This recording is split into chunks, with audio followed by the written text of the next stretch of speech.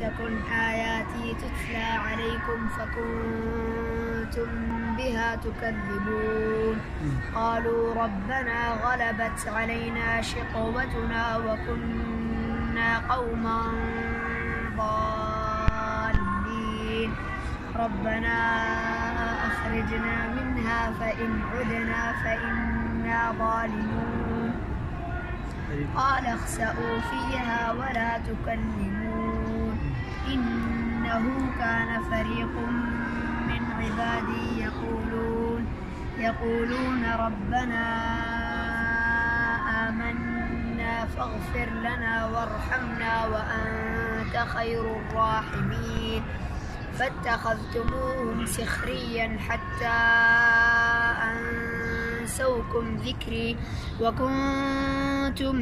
منهم تضحكون إني جزيتهم اليوم بما صبروا